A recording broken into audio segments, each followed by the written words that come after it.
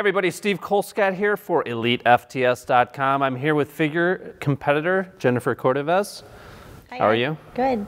Jennifer came out. She trained with Tracy Tate today, and you are here for the Arnold Fitness Festival. Yes. You are representing Quest Bars. Yes, I am. Quest Nutrition. Mm-hmm. Okay, tell us a little bit about your background, how you get started with exercise. Well, I originally got started probably about 5-6 years ago. Just a college student. I went to group fitness classes. I thought I was doing something. Met my boyfriend. He's a bodybuilder, and then just kind of went from there. I trained a couple years before I even got into competing. That was kind of his mandatory thing. I had to. I had to kind of go through the, couple years of diet and training and everything. And then eventually it was like, okay, I think you're ready to try, and we went from there. Okay. Did you have any athletic background prior to doing that? No, the only thing I did as a kid was martial arts. I mean, pretty scrappy in that sense, but other than that, no sports, nothing like that. Do you think that helped build a foundation? Absolutely. The mind-muscle connection thing came a little bit easier to me because martial arts really focuses on that. So. Okay, tell us a little bit about, give us a little, your competitive resume. What type of things have you done in competition? All right, so my first season, I did a couple local shows. Won my first one, went on to the second one, won the overall in both of those. That got me to nationals. My first nationals, I placed 5th. Did a second season after that, did okay on the national stage, national level shows, and then it was my third season where I did I did junior U, I did junior nationals, and then won the pro card at Team U. Okay. So. And there's been a lot of changes in the women's various divisions over the past year. How do you feel about that? Do you think it's a positive thing, or do you find it's difficult to know what kind of look to go for? I mean, for me, it's always just bring your best. So, changes are not within the industry.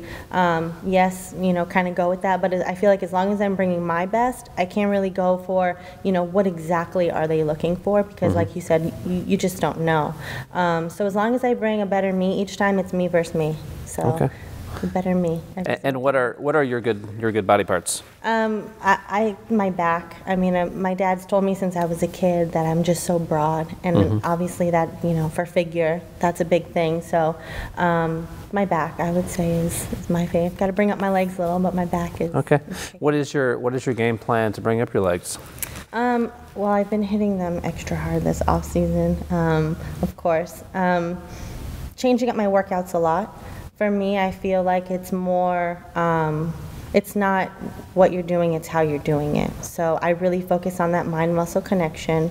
And then, of course, it was a lot more calories. Try to, build that muscle. So I'm just going to kind of stick with that. And I think I've made some progress, but we'll see here in the next, prep starts soon, so we'll see here soon. Okay, we know that Shelby Starnes, our team member, does your nutrition. We'll get to that later. Do you have anyone that helps you with your training program? Yes, Gary, my boyfriend, he does my training.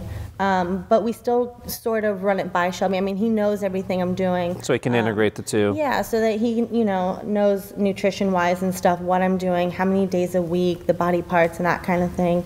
But Gary does all of my training. He has since day one. In fact, when we asked Shelby after last season, does he have any recommendations on training, he wrote back and said, keep doing what you're doing. So, and that's what we've done. I mean, Gary structures everything, and then we change it up a lot. Like I said, I feel like it's just more of, it's not what you're doing, but how. So we like to change it up and make it fun. So to improve the legs, there's a number of different things you can do.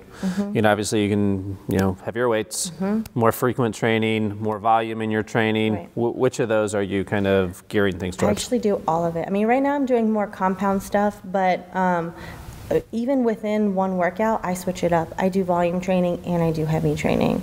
So if I'm going to do volume training, obviously I'm doing the high reps, but if I'm going to do, sorry, I cut that part out, right? No.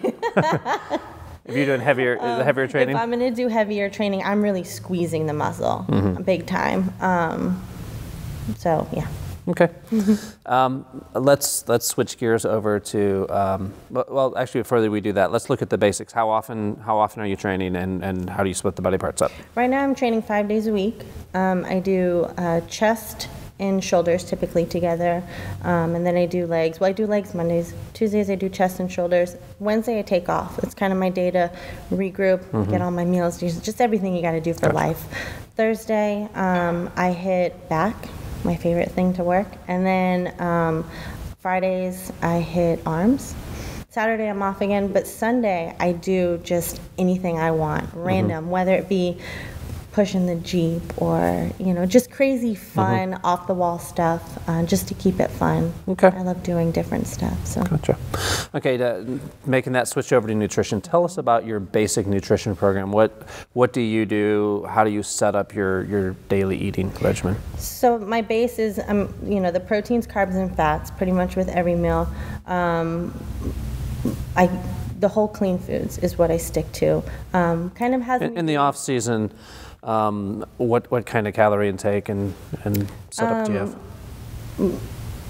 I don't even have a number of specific calories I do. It changes literally week to week. So, okay. We check in weekly. So, he may say up it or lower it. I am doing more moderate carbs right now, a little bit higher protein, 10 grams of fat in just about every meal. Like I said, he has us check in every week, so with him changing things weekly, my body responds very well to that. So it just depends at what point we're at in the prep, if he feels we need to change something or stay the same. I would say this entire off season, we've probably changed things every couple weeks, and it was a lot of little increases, which was nice. Okay. Little increase. It sounds like it's having you taking a fair amount of healthy fats. Yes. Are you someone that carbs make a big difference and you have to keep those kind of dialed in? Yeah, we've never really cut carbs or anything like that. He's actually increased them, pretty substantially this off season, probably the most I've ever had in an off season, and it's definitely been my best one so far. But yeah, we keep carbs in. Even during prep, I never fully lost my carbs. Okay. Is there, as you switch, you say you're getting ready to get into your competition phase. Is there a big switch to kind of get your body going? And do you know, has he told you yet what that's going to be, if there is one? No.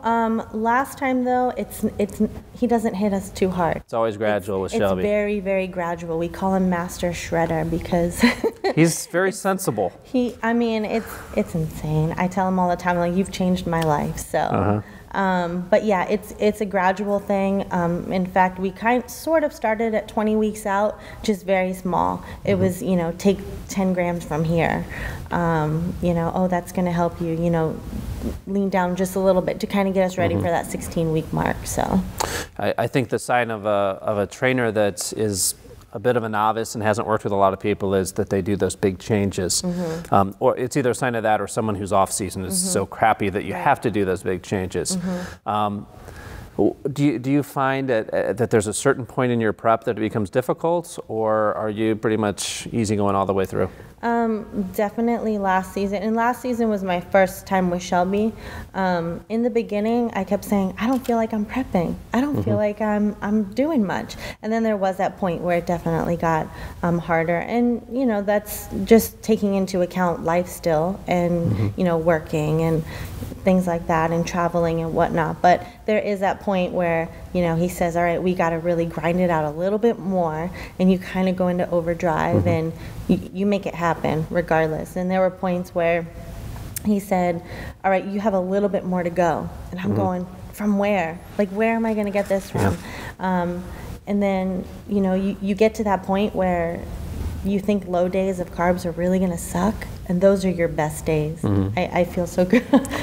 Don't take that, Shelby. I love my carbs. But yeah, there is definitely that point where you just got to kick it up, do whatever it takes to get where you need to be. So. Okay. There's obviously a lot of sacrifice involved. You say you got into this because your boyfriend kind of prompted you. What is it that keeps you doing those sacrifices? What is it that motivates you? To be honest with you, it's just I want to be a better version of me every single time. It's not that I'm not satisfied with the last one. I'm happy with everything I do. I love what I do, but I want to just keep getting better. So that keeps pushing me. And I thought that during this off season, I was going to, you know, kind of just mellow out a little bit, and I really just kicked it because I was like, I want to bring a better me. I knew I was going to get on the pro stage here soon, and I just want to come out on that pro stage, and you know, whether or not it happens, I know I gave it my all, but I want to be like, oh, who is that girl? So that's what motivates me, is just being a better version of myself. And of course, you know, family and friends are behind me, and in my family, I'm the only active one, and so you know, they all call me and they're so proud of me, and I'm like, okay, you know, I can't stop. I just have to keep doing it, because just to hear their voice and hear, you know, their excitement for me just makes me want to keep doing it. Excellent. What are your goals for the future? What would you like to accomplish while you're still doing this? Competition-wise, everyone wants to make it on that big stage, the Olympia, and you know, I emailed Shelby at one point and I said, is that my goal? You know, is that what I want to push for? And he said, the goal is to always bring the best you. And so that's what I've been going with. But of course, you know, everyone's got that one thing they really want to do. In fact, on the way here, someone asked me if I was competing at the Arnold, and I said no, but in my head I said one day. So definitely, you know, those are the long-term goals. But, you know, I look at every day as having a little something in mind that I want to achieve to help me reach those long-term goals. Okay. But they're out there. Well, Shelby is not dead. I don't want to start a rumor, but it feels like the ghost of Shelby is floating here in this interview, kind of speaking in your ear a little bit. Yeah, he's there. I look up to Shelby big time, and both Gary and I do, and we tell him all the time, he has really, really changed our lives completely. I didn't have the greatest, you know, last couple seasons, just physically and mentally. When I got with Shelby, I don't know what he did, because he's not a man of many words, but somehow just the feeling I got, and I feel secure, just makes all the difference. And at one point he said, you know, don't focus on the pro card. And I never really said, okay, that's what I have to do, is get that pro card. But when he said that, I literally put that out the window, and things just fell right into place. So yeah, he's like, he doesn't know it, but he's right there on my shoulders. When you have a good mentor, sometimes you just kind of think to yourself, how would this person respond to this? And with Shelby, he keeps things very simple. So simple. And sometimes if you just frame the question that you're going to ask him, you get the answer, kind of pops into your head. In fact, we even have a joke now, is I don't really ask him anymore. I sort of put it in the email, and then I skip a couple lines and I go, but I already know your answer, ... you'll be fine. Because that's his answer for everything, is you'll be fine. And I told him, just put it on a t-shirt, because I already know what he's going to say. So yeah, simple, and I love that. Okay. Well, it was a pleasure having you out here. We look forward to seeing you do well, and hopefully you'll visit us next time you're out here. Absolutely, and I'm so thankful for this opportunity. So thank you to Elitefts, and thank you to Miss Tracy over there. And thank you. Oh, you're very welcome.